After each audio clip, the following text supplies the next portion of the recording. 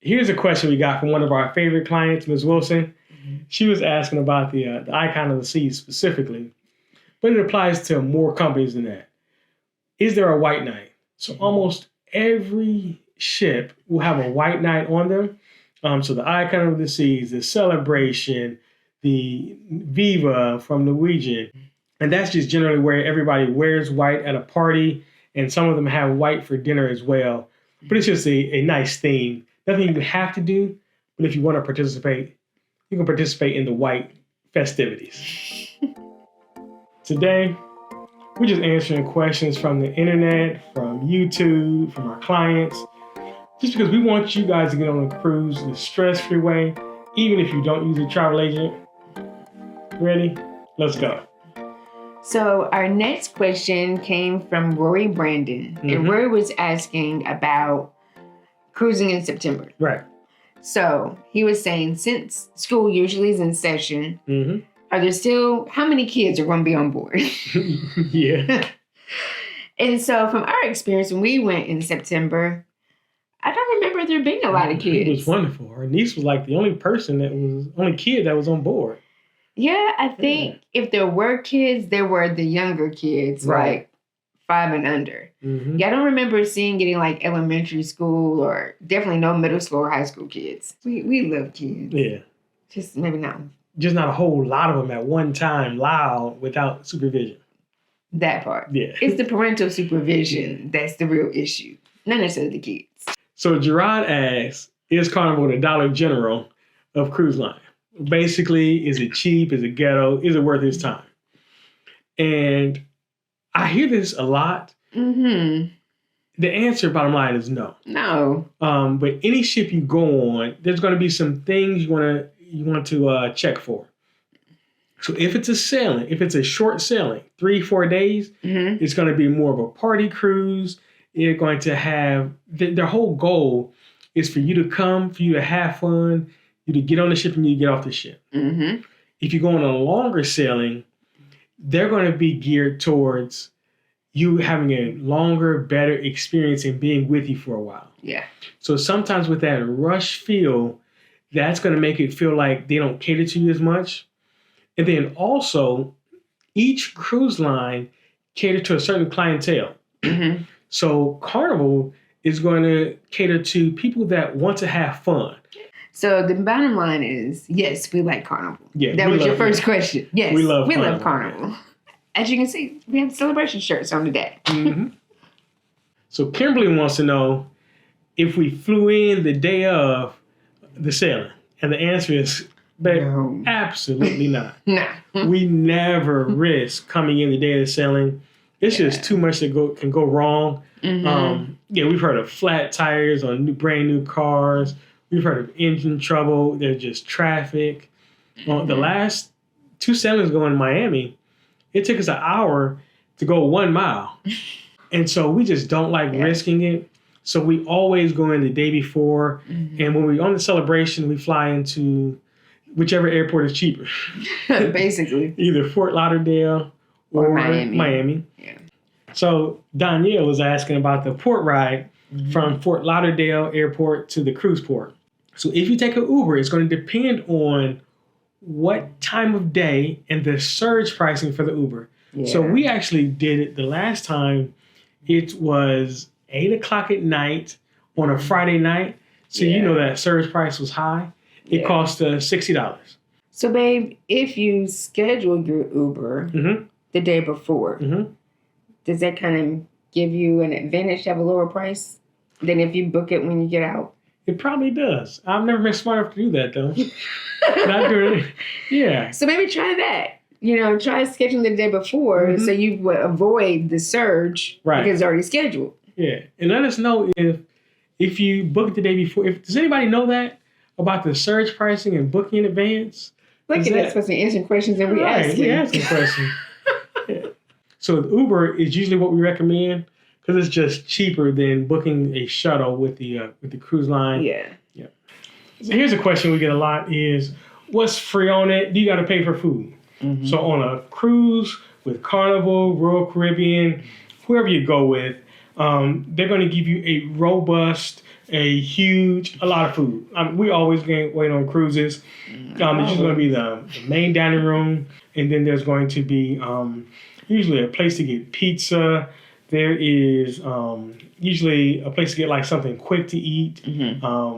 And then, so there is a lot of food available. So no, you don't have to worry about bringing food or paying for food once you get on board. So the only time you may have to pay for food is if you choose to. And that's with the cruise ship specialty restaurants. Most cruise lines have a steakhouse that you can choose to go to. Some have a special Italian restaurant.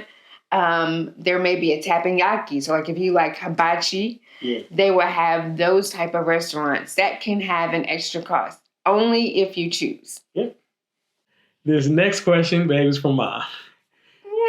Hey, Mama. Hey. She wanted to know, is it hot? And this was referring to our cruise that we went on to the ABC Islands, Aruba, Bonaire, and Curacao. And we did a video that said there were hurricanes in other parts of the Caribbean during that week. Yes. And so she wanted to know, even though there were hurricanes in other parts, in the ABC Islands, which usually don't get a lot of hurricanes, was it hot there? And the answer is it was hot as the devil's toenails. How hot is that? I don't know. But and how do you know? I don't know. It was blazing, though. It was hot, y'all. Yeah, that was, yes. That was the first time, as soon as I walked off, I felt like my skin was roasting. So yes, the answer to... So it was hot and windy. Right. There was some breezes, which was nice. If you're going to the Caribbean, it's going to be warm. So we've actually cruised in December. That was our first cruise. And I think it was 75 to 85 degrees every single, that whole time. It never dropped below that. So the Caribbean is going to be warm. The one caveat to that is even on the ships, in the venues, like the dining rooms, the theaters, things like that, they do have the air conditioning on. So you still want to take a jacket because on the ship is cool, on the islands it's very warm. Yeah. And at nighttime on the ship, it can be cool outside. Yeah. Because you're on the water. But yeah. But this is something that we definitely not doing. Yeah. Okay, so this next question comes from In My Cruising Era. And they are asking about the waterfalls. I believe this is from our video about Amber Cove. Chill versus thrill. Yep. And so, no, we're not doing the waterfalls. However, in my cruising era was asking what kind of footwear should you use if you're doing the waterfall or just any active excursion. We always recommend to wear water shoes that have a hard sole at the bottom. Right. We have found that gives you more traction no matter what kind of ground you're on. And I do believe that all of our friends who actually you would see in that video had on the hard bottom water shoes because you're going in the water. But it also helped them going up the trail and all that jazz. Because their hike was an hour-long hike up to the waterfalls. Yeah, at least an hour and a half. Yeah, so you want a strong shoe that's going to give you some support while you're walking. Yeah. So Las Vegas Smoke gives us the next question. They were saying, should you book with a travel agent or on the website? And the answer is, if price is your concern, it does not matter. The website will give you more control so you can change things, so you can manipulate things, so you can have the ultimate control over your booking. A travel agent will give you a better experience and make it less stressful for you. Yeah. So you just tell your travel agent, this is what I want, and our job is to make it happen. Yep. So if you want more control, book through the website or call in the Carnival. If you want it less stressful, book through a travel agent. So a lot of questions that we also get is, do I have to use cash on the cruise ship? And the answer is no. On the cruise ships, all of them have their version of what we call a sign and sail card. So what that means is usually your room key serves as just that, the key to get into your room, and also the way that you can pay for things on the cruise while you're there. And so pay for things like if you want an alcoholic beverage, if you want a specialty coffee, if you have a sweet tooth and you want some candy from the store, or Sometimes there's a cafe and they may have specialty desserts that you can pay for. So do you use cash? No, but you will use your sign and sell card that acts like your credit card on the ship. It also serves as your ticket, because every time you get off the ship, you need a ticket to get off.